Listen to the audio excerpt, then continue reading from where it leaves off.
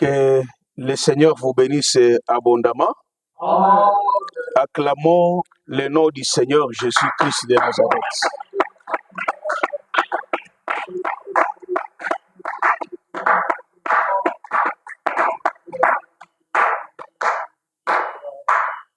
Bien-aimés, quand on dit que les saints jugeront les anges, ce n'est pas un certain pasteur Léonard qui va aller juger les anges. C'est la parole qui va juger les anges. La parole de Dieu en nous. C'est que si nous avons la parole de Dieu en nous, nous jugerons les anges. Que Dieu vous bénisse. Amen. Cette parole, je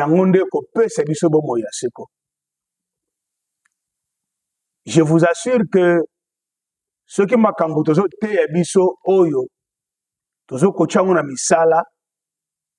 nous ne regretterons jamais d'avoir choisi Jésus. Amen. On peut regretter d'avoir choisi Jésus parce que tu peux venir à Jésus, Yesu apesio mituka, apesio mbongo, apesio mapangu, apesio avion. Mais ces jours-là, ceux qui que au quotidien la terre, tu pourras regretter tout ce que tu as vécu sur cette terre.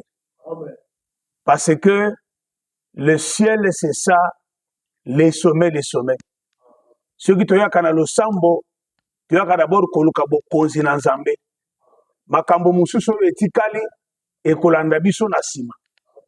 Ce qui vraiment olani nzambe malamu, je vous assure, nzambe akofungolo ba opportunité oyo par exemple loboko ya mutu ekoko kotisa ekoko sunga yote. Le Seigneur est capable de te faire quelque chose. Nous lisons la parole de Dieu. Notre thème central, c'est dans le Genèse chapitre 1. Genèse chapitre 1, verset 26 à 28. Mais nous sommes encore sur Genèse chapitre 1, verset 26. Nous disons, faisons l'homme à notre image et selon notre ressemblance, qu'il domine sur les poissons de la mer, sur les oiseaux du ciel et sur les bétails, sur toute la terre et sur tous les reptiles qui rampent sur la terre. Nous sommes encore au verset 26e du chapitre 1er du livre de Genèse. Parole du Seigneur. Amen. Je vais lire encore Matthieu chapitre 5, verset 18 jusqu'à 20. Je lis au nom du Seigneur Jésus. Amen. Car, je vous le dis en vérité, tant que le ciel et la terre ne passeront point, il ne disparaîtra pas de la loi un seul iota ou un seul trait de la lettre jusqu'à ce que tout soit arrivé. Celui qui supprimera l'un de ces plus petits commandements et qui enseignera aux autres de faire de même sera appelé le plus petit dans le royaume des cieux. Mais celui qui les observera et qui enseignera à les observer, celui-là sera appelé un grand dans le royaume des cieux. Car je vous dis, si votre justice ne surpasse celle des scribes et des pharisiens, vous n'entrerez point dans le royaume des cieux. Que Dieu vous bénisse. Amen. Dieu dit, faisons l'homme à notre image. Il parlait à sa parole. Ils ont créé l'homme à l'image de Dieu. Et cet homme à l'image de Dieu, c'était la parole. Dieu a créé la parole. Et à ce qui nous concerne, nous, Dieu nous a formés avec la poussière de la terre. Nanzela ya Adam. Tango asali biso bongo, po Adam akoma âme vivante. Po Adam azua elimingi ya Nzambe, il fallait que le Seigneur azwa mutu oyo akelaki ya molimo mwasi na mobali akotisa kati na ye. Yango, on n'a pas formé Ève avant que Adam azwa qui souffle de vie. Premièrement, Ève ya molimo mwasi oyo ya molimo oyo Nzambe akelaki mwasi na mobali ezalaki na kati na souffle ya Nzambe. En d'autres termes, Dieu s'était déversé dans Adam. Nzamba nikotisaki kati na Adam. Yango Adam asekwi. Abimi lokola mutu. Alors, nous l'église, biso bato touta na mabele, pour que nous puissions avoir l'image de Dieu, il faut tolungwa na nzoto tokoma parole. En d'autres termes, tolungwa na bongo ya lisumu tokoma parfait. Et pour devenir parfait, ezaka kananzela ya koyoka liloba na Nzambe, kocha yango na misala, c'est comme ça que nous approchons à la perfection. Paul qu'on appelait Saul, qui était charnel, meurtrier, alungwaki de la chair à la parole. À un certain moment, il disait que le bien que je veux, je ne le fais pas. Mais le mal que je hais, je le fais. Qu'est-ce qui se passe? C'est le péché qui habite en moi. Et le second moutou, aosala makamba mabe, olia lobake, c'est le péché qui habite en moi, te bazo bundisanga. Tout le monde va comme kaka ko bundisaye.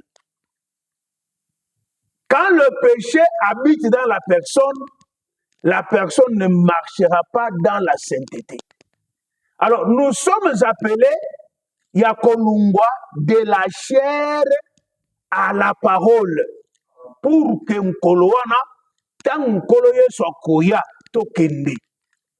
Mes chers frères et sœurs, cette terre va passer un jour.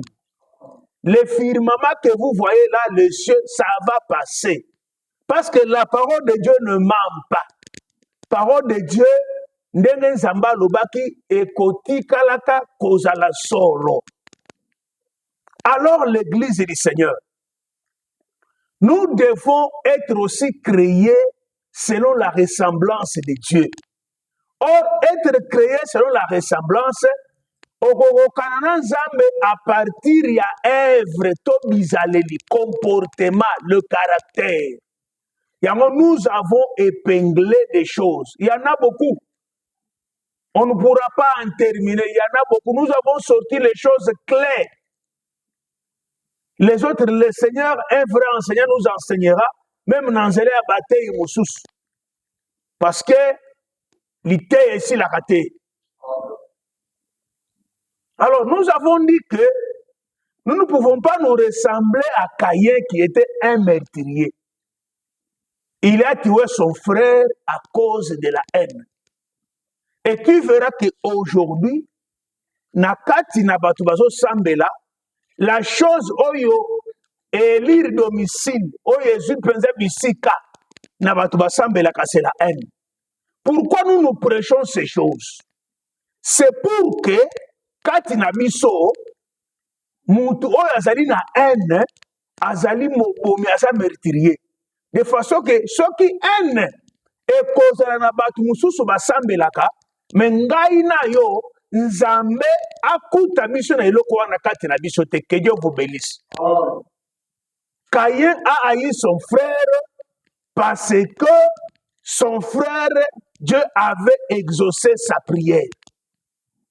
Il l'a haï. Mais yonanga, même si Dieu a exaucé la prière de maman, mamie, je dois bénir le Seigneur. Même si Dieu a exaucé ma prière, au monde qui était vraiment Nzamba ya noli pasta li kamboyo, comme sans Nzambe, Nzambe merci parce que le leno répondre rien, l'obi pe sali tournanga. C'est ce qui manque na milliers ya batu bazo sambela. Et je vous assure, la parole de Dieu ne kosakate solo baboye, mutu nyonso bakokota na biloko oyo kati na ye, la haine, la jalousie. Mutu wana akokota bokonzi na Nzambe te. Qu'est-ce qui nous tue maintenant? Je peux être dans la haine. Nzambe apamboli ngai, apesi ngai mutuka. Nasaka na haine. Je peux être dans la jalousie, Nzambe apesi nga ndako. Je peux être dans la jalousie, Nzambe asomeli nga avion. Nzambe abotisi ngai, Nzambe abalisi ngai. C'est ce qui est en train de nous aveugler. Et lorsque on a kosepela que Nzambe alingi nga mingi, non non, Nzambe akolinga yo mingi soki apesi yo mbongo te. Dieu ne t'aime pas autant soki Nzambe apesi yo mutuka te. Laissez-moi te dire, il y a les gens au bazar dans Nzambe te qui en ont autant plus que nous. C'est ça bon maman. Ceux-là qui n'ont pas Dieu, maman, c'est bon côté. Bazar dans Nzambe te, mais Nzambe apesi bango parce que Bible le banini anoki sakamula sur les méchants et sur les bons. Vous connaissez que parce que yo boti frère, il y a des femmes au basambe la kate aboti basambe libe pona yete. Vous croyez ça église? Basambe libe pona yete ma boti. Il y a des gens où assemble la kate mais asani ni abali. Ce n'est pas dire que quelqu'un simba qui cité. Le Seigneur a fait pleuvoir la pluie de bénédiction sur lui. Mais l'on connaît, Aza erete. Quand est-ce que Moutou, Nzamba lingi Moutou makasi? Nzamba lingi yo, soka pesi au royaume. Par là, je ne veux pas dire que tous au royaume te. Nzamba pambola biso. Je ne veux pas dire que tous au royaume te. Je veux dire que sur cette terre, que cette pluie-là tombe sur nous. To vivre bolamu bien-aimé. Zoambo monase na moi.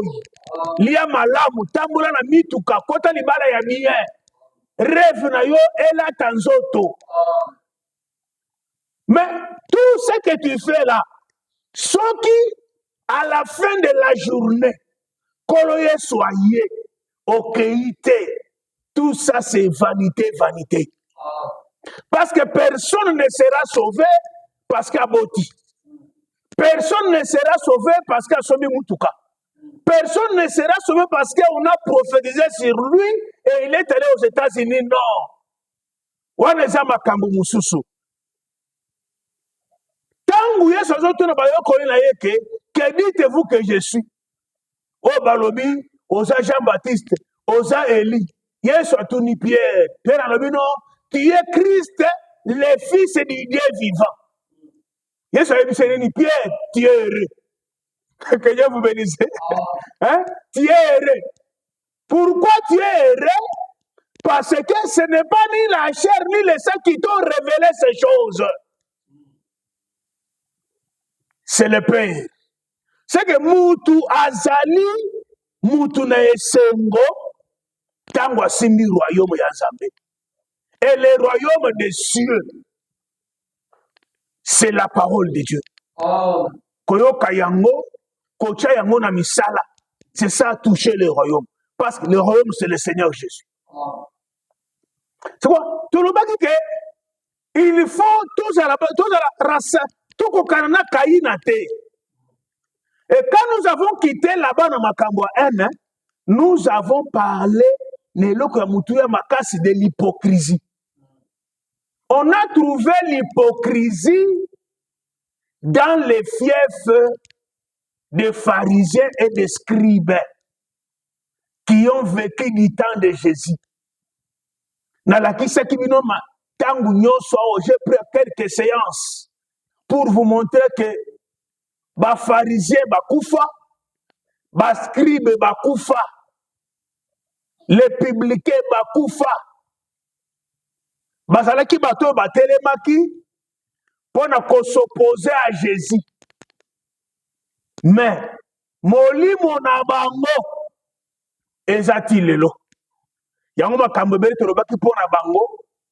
Bible tolobaki par exemple bango bazo sokola na kati e bazo sokola libanda batiki na kati salite. Ça veut dire que lelo basambeli bazali kosokola libanda. Na ndenge nini abongisi libanda bien. Atangi parole Bible lobi mwana mobali asala boye alati vraiment bien. Amelaka bière te, asalaka boye te, asalaka kidumba te afandi. Otali vraiment oyo penza musantu ya tongo. Mais kati na ye salité, c'est ce que nous vivons mikolo nyonso. Yango batu ebele lelo, ils ont des Bibles à la main. Mais en réalité, makambo eza na Bible bazo sala ngote. Batu baza na Bible na maboko, mais en réalité, misala na bango eza mabe. Soki tozo teya makambo oyo parce que tozali pe batu qui avons aussi les Bibles à la main.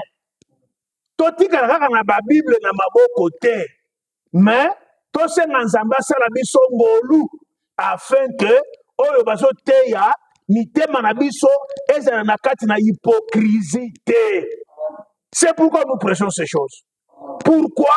Parce que les hypocrites bakotikalaka komona nzambe te. Zamba pambola biso.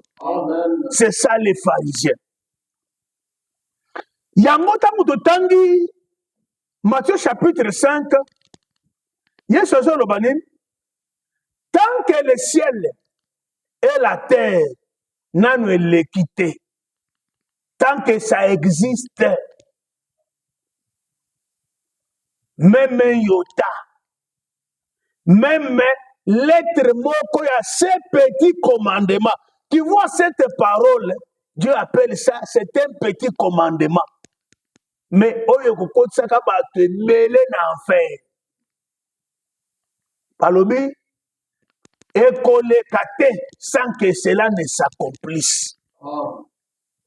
Mon frère et ma soeur, si tu crois que Nzamba lakaki yo eloko, omone eloko yango ekokisamaki, crois aussi que cette écriture, tout ce que Dieu dont a parlé dans ta vie, ekokisama.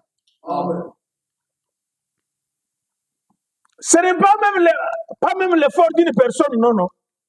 Quand ce temps-là arrive, la parole de Dieu va s'accomplir dans ta vie.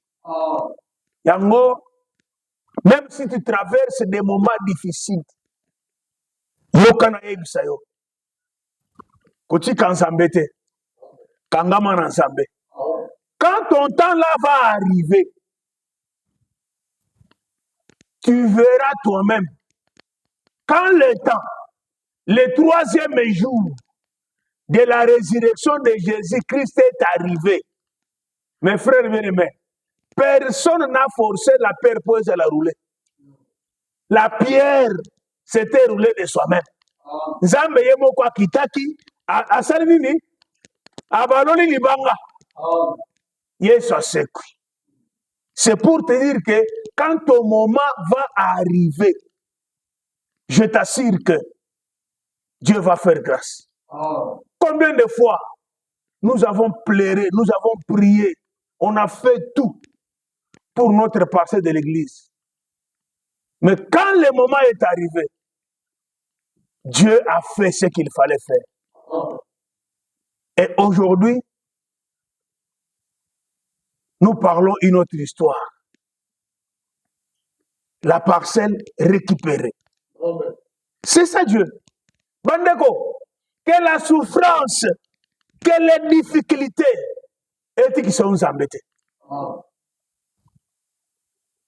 Quand Dieu descend, Israël a pleuré dans le désert.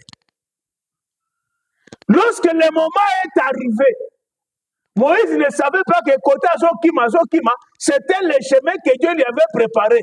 Même lui ne connaissait pas qu'il était le libérateur. C'est depuis son enfance, quand on le jette dans l'eau, il allait mourir. Okoku fouate, soki la kaya nzambe, ekokisami na komo na yote. Voilà comment Dieu l'a amené. Bien aimé, c'est pela kanzamba tambura kanayo. C'est pela kanzamba kamba kavina yo. Aucune maladie n'aura pas le pouvoir sur toi. Même le fusil n'aura pas le pouvoir sur toi. Pourquoi? Le Seigneur lui-même, il est en train de préparer ton avenir jusqu'à ce que tu vas arriver à la destination.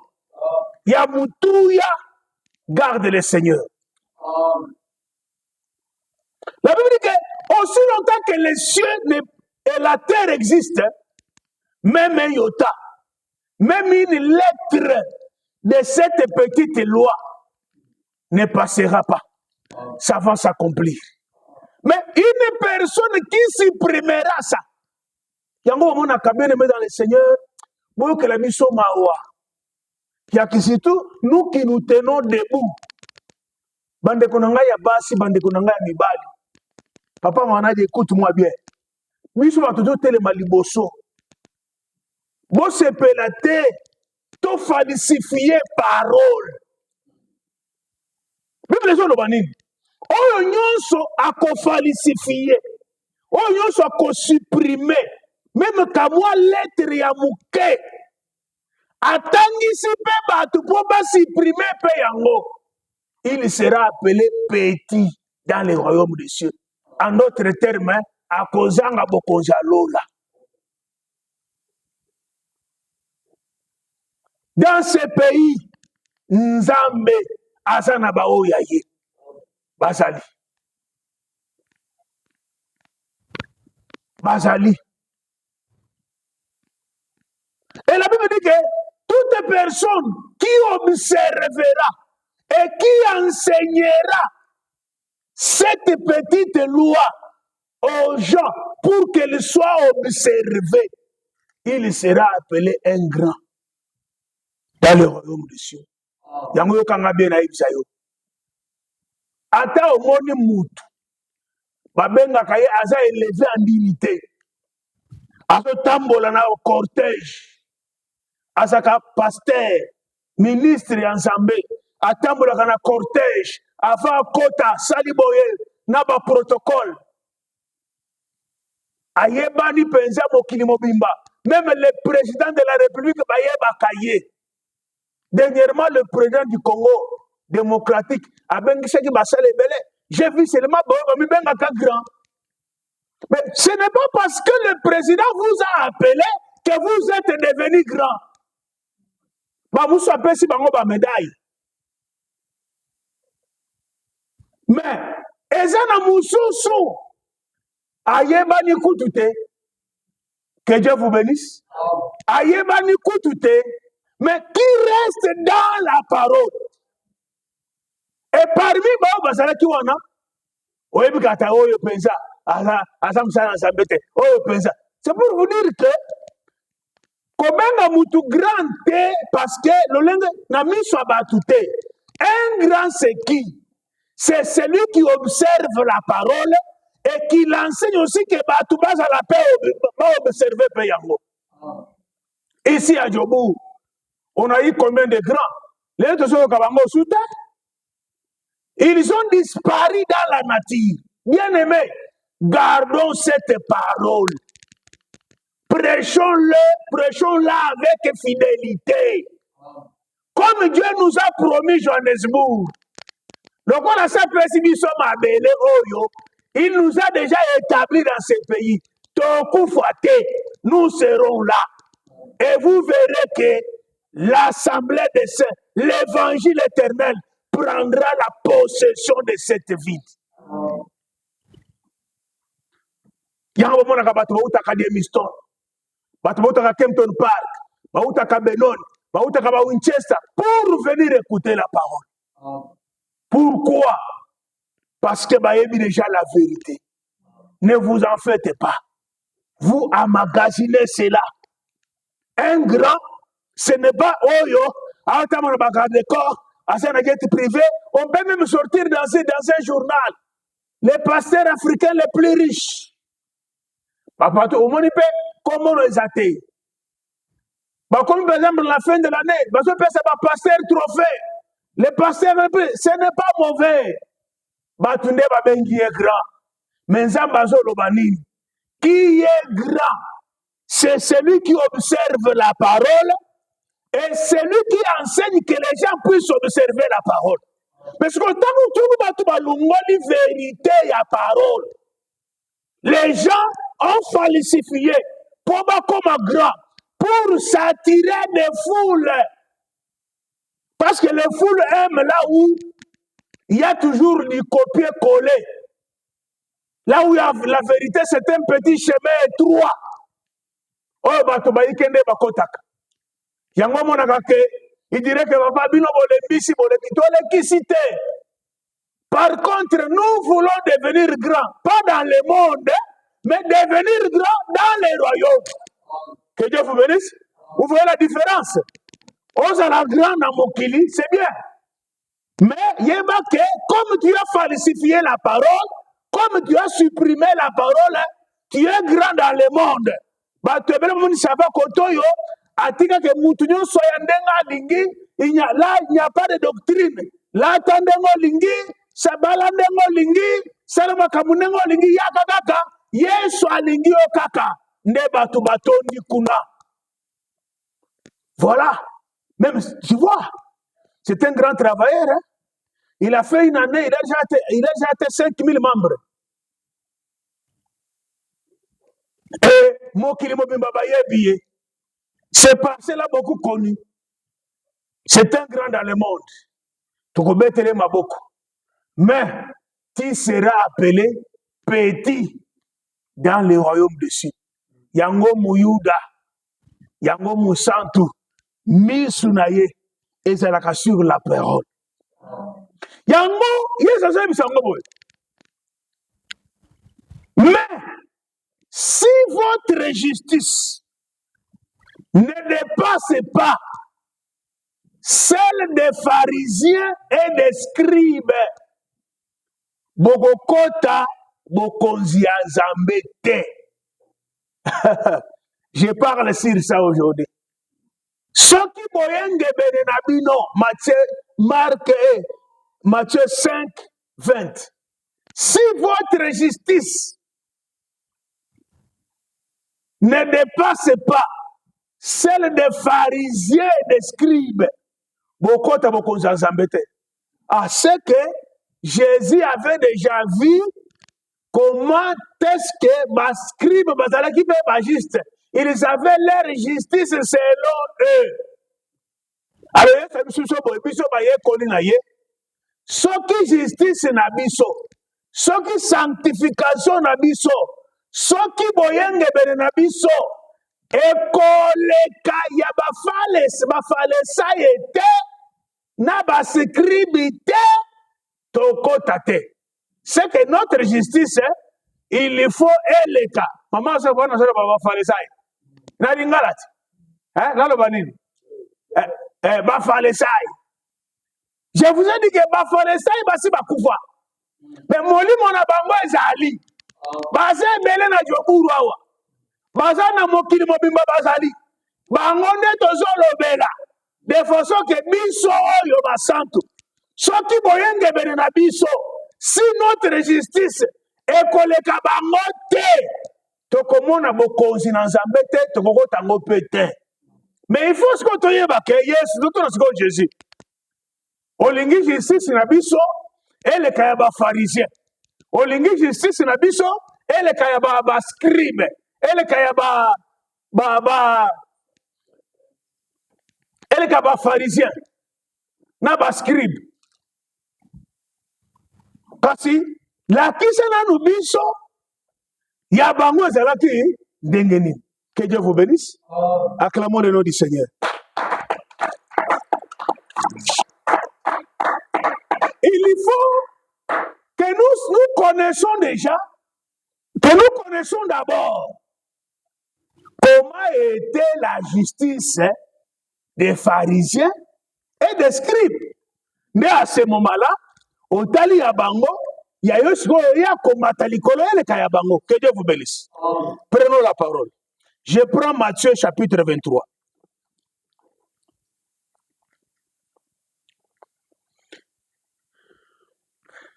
Je commence au premier verset. La Bible dit ceci. Alors Jésus parla à la foule et à ses disciples, dit, les scribes et les pharisiens sont assis dans la chair de Moïse. Que Dieu vous bénisse. Yesu azoloba boye. Ba scribe na ba pharisien bango bafandi na nzoto ya Moïse. Ça veut dire que bango soko olingo mona pharisien olingo mona scribe afandi na nzoto ya Moïse. Ça veut dire quoi? Kofanda na nzoto ya Moïse. Quel était le corps de la chair de Moïse? Que Dieu vous bénisse. La chair de Moïse, c'était la loi.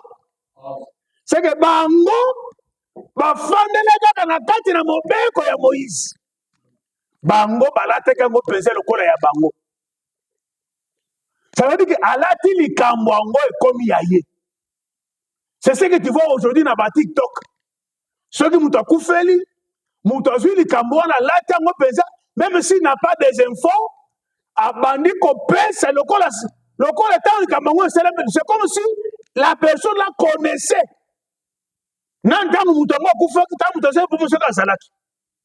Ça veut dire que c'est basumba qui pesa mobeko ya Moïse etikali lokola ya bango balataki yango. Il y a des fois vous comprenez le langage, hein? Comment on l'a dit italien mais on l'a dit. Ça veut dire que bango bafanda ki penza na kati na nzoto ya Moïse. Ils étaient dans la chair de Moïse. C'est que même Moïse lui-même, oyo nzambe apesaki mobeko asalaki makambo oyo bafarisaye na bascribe basalaki te. Bascribe basa bato bakomaka bapublike bango basalani bato basangisaka bampako bafutisaka bampako. Parmi les publicains, nous voyons cet homme désaché. Bafanda qui pensait na katina na Moïse. Ndengo mona ka pensa ba santo mususu ye kaka. Ça veut dire que évangile éternel est comme yaye. Alata ngo pensa moni ke ngai nde.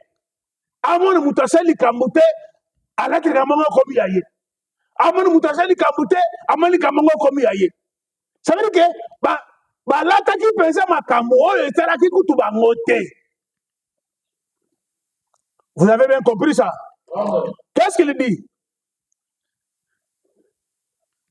Faites donc et observez tout ce qu'ils vous disent, mais n'agissez pas selon leurs œuvres, car ils disent et ne font pas. Zamba pambola biso. Justice na bango zalaki ndenge nini? Bango bakotangela bino mobeko. Mobeko lobi boye. Sikoyo bino ifo bosala makambo bango bazosala. Bazoloba wana. Mais bango moko makambo bazoloba omoni mutu azobimisa na munoko na ye parole ya kitoko. Ngai ngana confessaka boye. Mais kati na ye biloko confessaka wana asala kangote. Vous comprenez ça? Est-ce que vous comprenez ça? Ya lingi yo salela makambo. Frère, yo Bible lobi boy. Mobali foza la boy.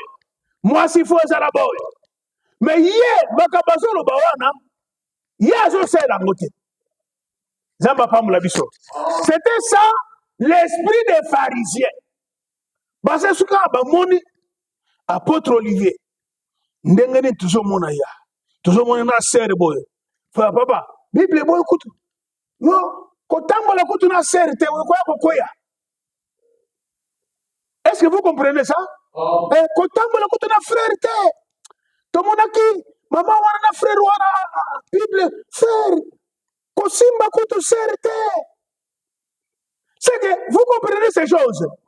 Maintenant, ce qu'on va en bazo loba, bazo pesa batu, ba loi wana ya Moïse, batu basele, bango basele kangote.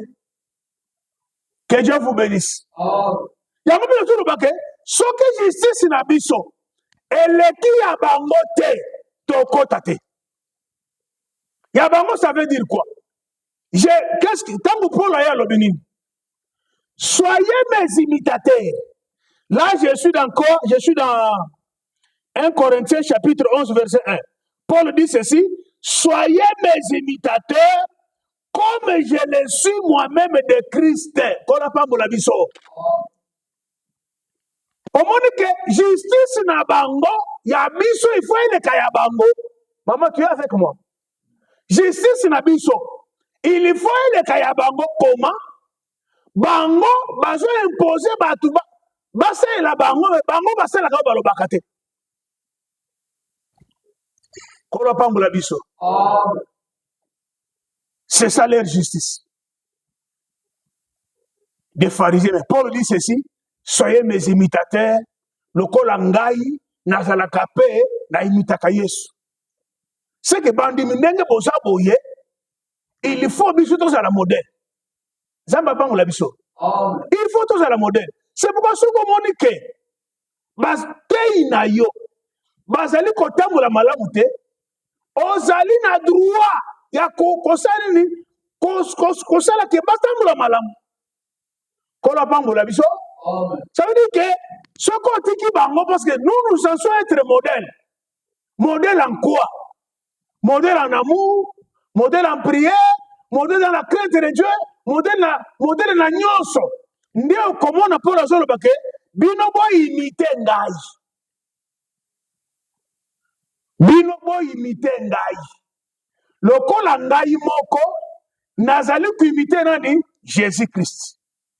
Mais ba pharisien bango bino bo sala kaka oyo ngai nazo loba, mais oyo ngai nazo sala boki pe yango te. Soko lobi boye, ne touchez pas à mes ouins.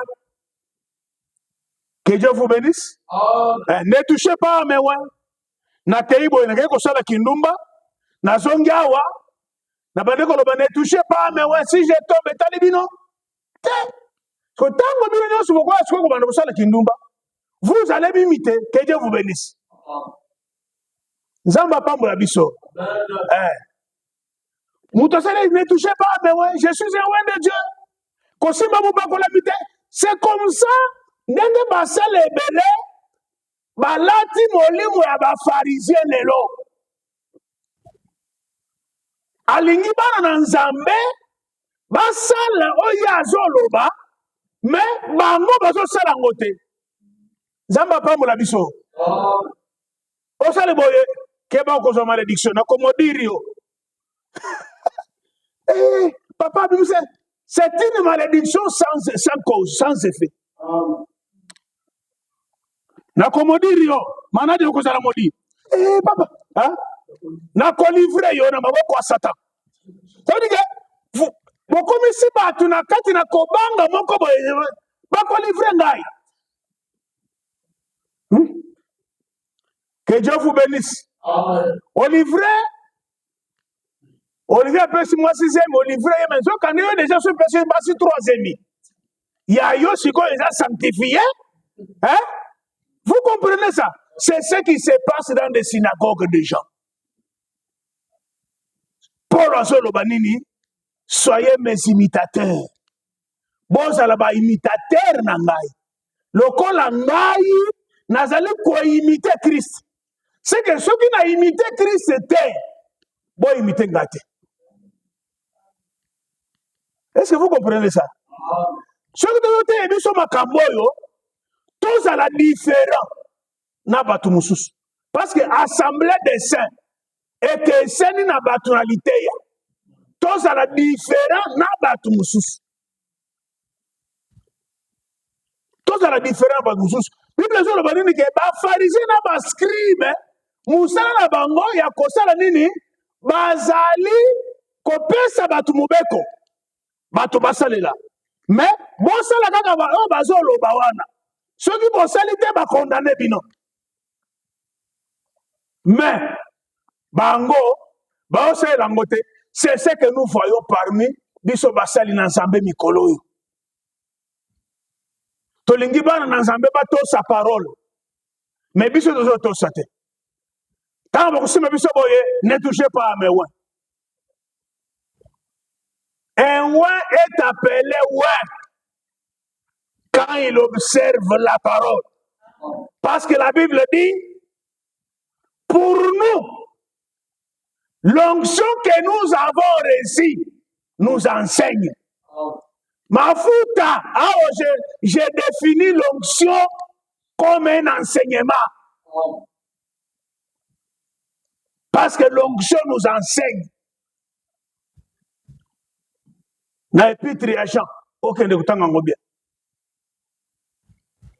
C'est ça l'onction. Recevez l'onction. Dieu est en train de vous donner l'onction. Il est en train de vous enseigner. On continue. Il lit les fardeaux pesants et les met sur les épaules des hommes. Mais ils ne veulent pas les remuer du doigt.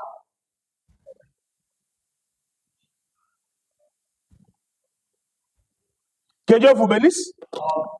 Les pharisiens, bazo salalini. Bazo zo mikumba. Bazo kopesa batu. Mikumba wana oyo batu bakoki kosala te kuto batu ba bouger te bakanga na mikumba wana. Nzamba pambola biso. Mikumba ngonini. Natana bango ezalaka mikumba physique. Mais natana biso eza mikumba physique te.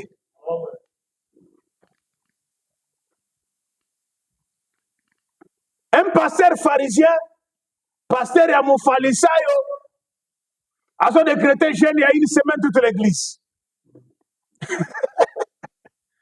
Que Dieu vous bénisse. A son décrété jeûne 21 jours toute l'église. Vous voyez comment bien papa. Tangu batu bazo jeûne wana, ya jeûne kate.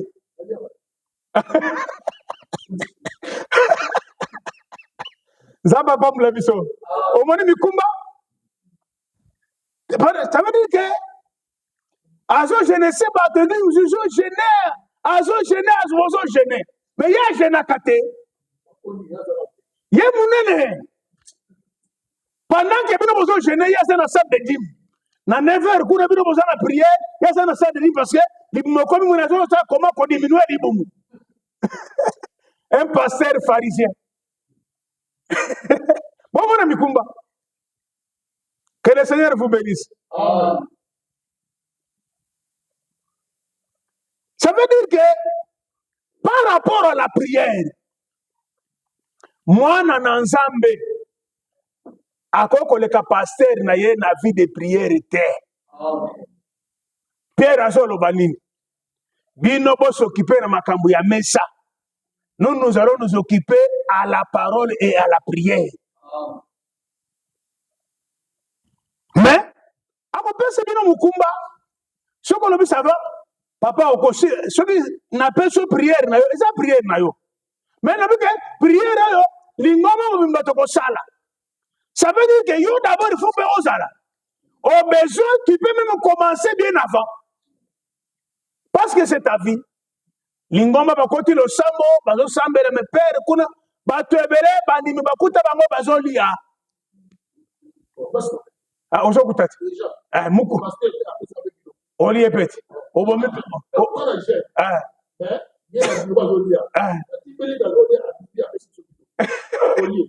Zamba pambola biso. C'est ça les charges. En dehors ya ba charge mususu lelo oyo ba pharisien bazo pesa bato po bakima église te mbala moko yo okomi ancien omoni mikumba okobomisa mwana bato na mukumba oyo azokoka ayebi kutu ki ase ndenge nini te eza na ser moko wa babamba ye diaconesse akontaka mongo na bengi ser l'église na bango mama diaconesse boni ayebi kutu ki diaconesse eza nini. C'est pour vous dire que babamba bato bafonction somoni lelo bato ebele ata otei ye vérité azokoko kolungwa na kati na vérité te yebake deja ke pasteur na ye ya mofalisayo naloba taka ya bongo asa bambie mukumba papa je peux quitter mais chez nous nazalaka ancien nazalaka sage lukuli tonga nva onga nazalaka te mutu yango makambo ya nzambe ayebi te nazalaka diacre ozalaka diacre ninkoloba nazalaka évangéliste non omoni yanga mosala ya évangéliste eza kaka ya kosala nini kokende libanda kolokela ube komelaka pasteur nani sak voilà comment bapesa bino mikumba na bafarisien nzambe apambola biso soyez mes imitateurs ebisanga siko soki yo okokufa na mukumba oza nango wana ça te pèse bayebisi vérité papa mais vraiment ce que tu m'as dit c'est la vérité vraiment pasteur on a koseka biso makasi l'église tozalaka kuna eloko ya balongo kutu ozalaka te ngai mobima bapesi ngai ancien nayebi kutu mosusu kutu ayebisi ngaki papa bacelaki ngai maboko nakomi pasteur mais mokolo moko pasteur na ngai soki titulaire ayelinga papa nakosimba dime te papa naza nanu pre ya kolia dime te kasi yo okomi pasteur nini ozokoka kolia dime te papa mikumba wana na boyi tosele nini bango balobi bacela ngai nakoma ministre nakomi na ngai nasala nini yebisa ngai mikumba oyo bazolatisa yo ya bafarisien balatisi yo mukumba yango mona bato ebele lelo akendaka na église wana ata aza na bamalédiction ya libota boye pourkui afandela nini charge bapesa ye eleka ye ndelo charge eleka ye ndelo papa manadi mbala moko ndenge oza boye yo ozali mama provinciale natalaka baeglise nyonso ya Kinshasa tout ça ya Mbujima ya Kananga ya Chikapa nazali mama provinciale tout ça c'est quoi pour que mama wana kimate et mingi bato bazalaka na ba moyen nde bapesaka biloko wana pour bayeba déjà que voilà papa yo oza na mbonga président ya bapartenaire esili babambie mwa eloko wana eza mukumba munene afandi bon tout ça c'est quoi ezali mikumba oyo bafarisien babandeki kopesa peuple charge wana eleki bango mais bango bazokoka komema yango te nzambe apambola biso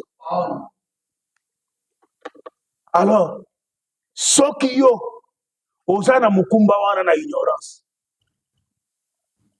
okomona nzambe te nazo continuer. Ils font toutes leurs actions pour être vus des hommes. Et ils portent de larges phylactères et ils ont de longues franges à leurs vêtements. Que Dieu vous bénisse. Tout ce que bazo sala, c'est pour que bato bomona bango. Ndeko nanga. Musala nzambe. Tout ce que tu fais, ata opesak, ata osala kanzambe. Kosala te pour que bato bamona yo. Bato la te kaka ko impressionner bato. Na barobe na bango mona ka te oyo aza peza wana pharisien. Wana scribe. Wana publicain. Bato mo yango mona ka mikolo mona. Muto komi bishop.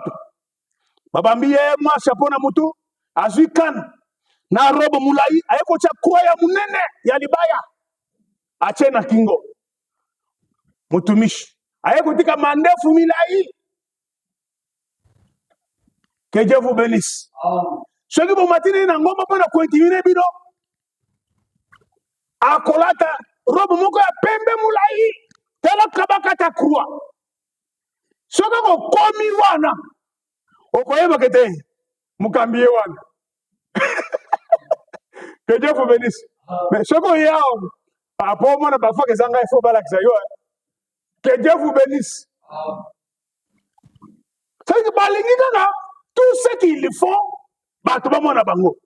Yango moni mikolo yo ba pasteur ba telemisi ba soka moni que l'église wana ba pasteur bazali. So le pasteur mais yo pasteur comment il fallait Olivier Zalata évangéliste mais comment au tcheye apôtre. C'est comme si à l'équio. Vous comprenez le raisonnement ya ba pharisien? C'est que mingi o bazalaki ba pasteur na jobu rawa. Comme ba élevé sko bana ba komi ba pasteur, bango ba mati ba komi ba bishop. Pourquoi? Basala kaka ke, bamona ke kaka mutoyo yende. Voilà. Ce que justice ya batwa, ça veut dire que pour que justice le cas, ça veut dire quoi? Sala ke bamona kutu yote. Bamona nzambe kati na yo.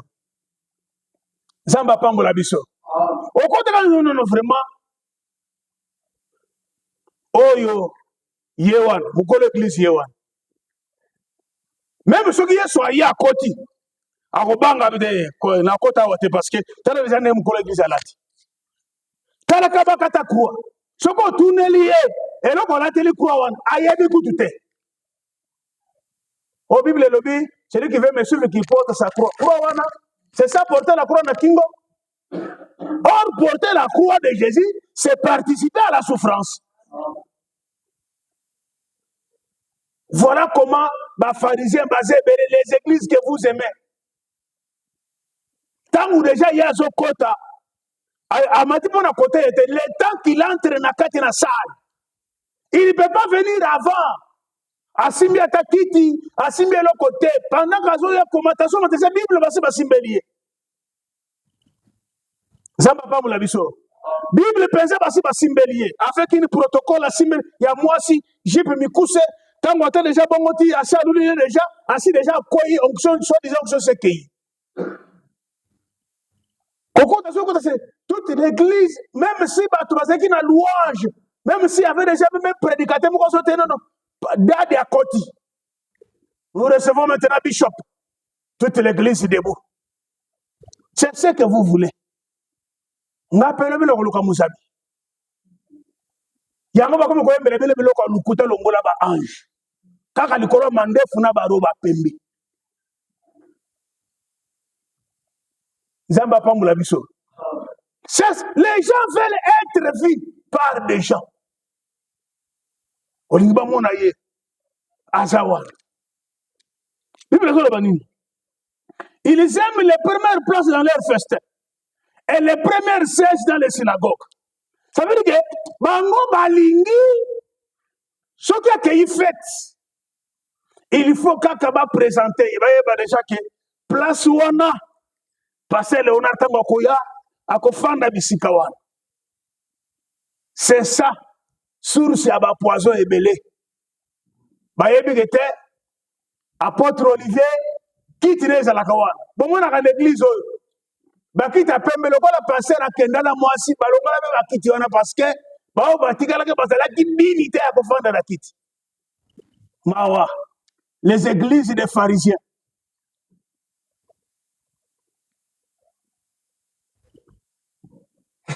Non, papa, je lis. Ils les aiment. Papa, ce qu'on fait de place au fond de one. Qui ne connaît pas que aux ministres dans la église? Non, disons-nous la vérité. Hein, papa? Ceux qui n'ont pas de place, n'a pas de Atawana, n'a pas de Simawana. Qui ne connaît pas, n'a pas de et ma pasteur ya ba pharisien ceux qui quittent na ya ke voyage na moi si na ye ata boya mi mpaya akofanda bisika ya dedi Hein? Mais Jésus-Christ, azo sokora bayo koli maina makolo. Signe à humilité. Jésus-Christ, azo servir baye koli. Lui qui était le maître, lui qui était Dieu, il s'est humilié. Mais nous aujourd'hui, cet orgueil vient d'où? Ça, c'est l'orgueil des pharisiens.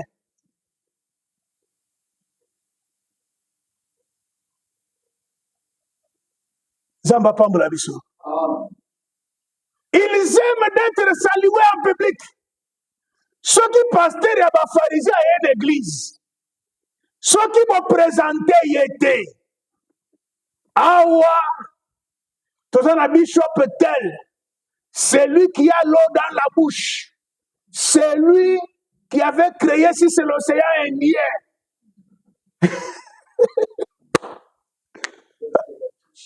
L'homme qui a la crise d'eau. Bon, c'est que la femme samaritaine qui avait la crise, ici on n'a pas besoin de crise, nous avons besoin de la source, frère. Et quand vous besoin présenter Moutouana, quand il vient se tenir debout, abandi comme misabito, tonabito. Abandi comme misabito, tonabito. Pourquoi? Balingi ba saluer ya bango dans les lieux publics. Ndeko, comme tu me même si on ne te présente pas, même ceux qui va saluer au terre, va saluer au terre, le Seigneur te connaît. Bah tu as bon. Namona kaba mususu aso côté l'église, même namona mususu ayaki côté ke tamoko boye aye tina bagar de corps ba telemi na chair wana kiazo teya. Ah, ndeko na ngai. Ata élévation ngo. Bagarde corps ba telemi. C'est que pour les gardes-corps, matin ils ont dans la bangote bango ba yende ko garder chef na bango. Ba sécurité ba telemi la chair, au moins bien classé là. Ah, même matin tant na mona ka mon constitutionnel a kende ko sambela. Na mona ka ba garde-corps ba telemi boye teni boso na ye. On ba tu ba vimbani, o vimbani na kati na église.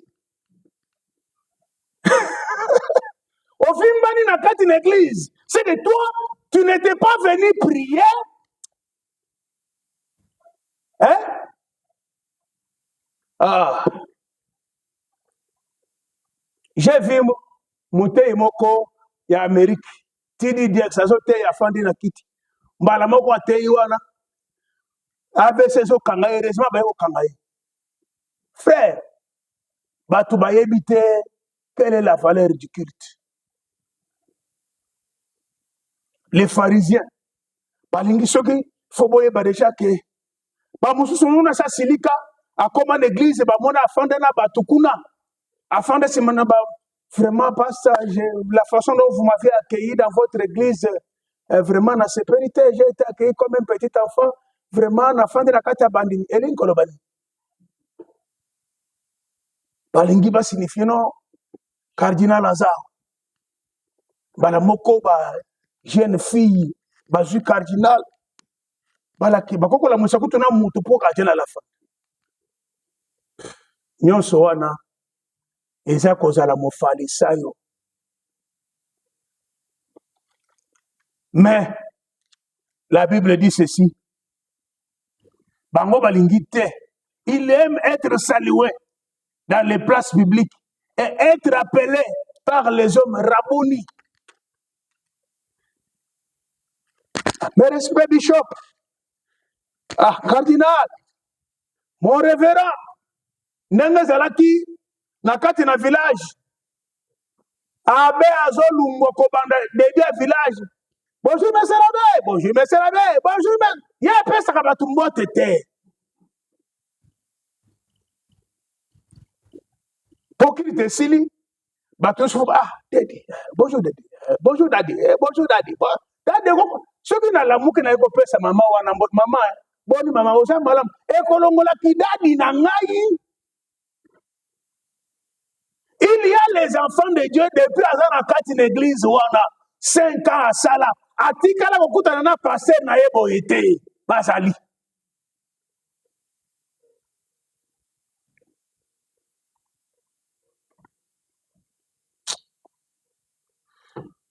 Or la Bible dit pour terminer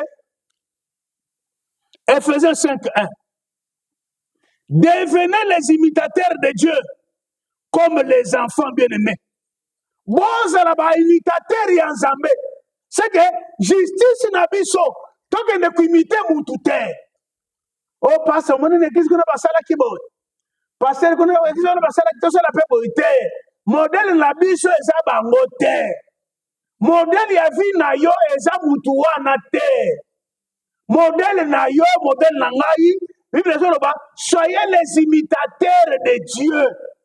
Le kolabana. Imitons Dieu. Imitons la parole de Dieu. Djoboure Kosabisote. États-Unis, Angleterre, France, Canada et Kosabisote. Soyons les imitateurs de Dieu. Ba poste tozanango, mbongo tozanango, position politique, position na musala, et Kosabisote. Soyons les imitateurs de Dieu. Quand nous allons imiter Dieu, c'est à ce moment-là que notre justice sera sans hypocrisie.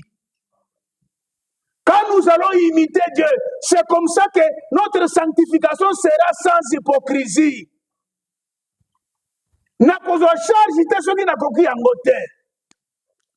Soyez les imitateurs de Dieu comme des enfants bien-aimés et marchez dans la charité.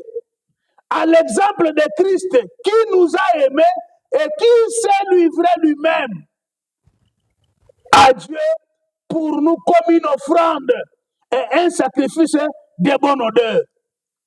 C'est que biso, il faut imiter Zambé.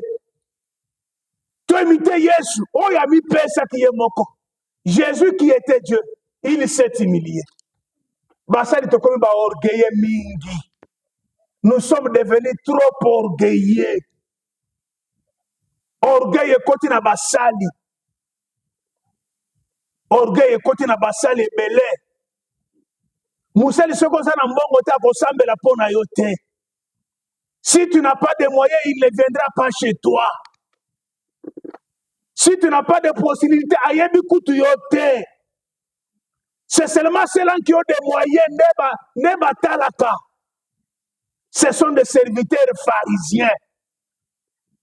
Vous serez grands dans ce monde, mais le royaume des cieux est kozanga biso. Qu'est-ce qu'il faut faire? Il faut que justice na biso ele kaya batuana. To sala makambu nyonso na ko imiter Nzambe. Na poko na lelo Nzambe na lola apambola yo.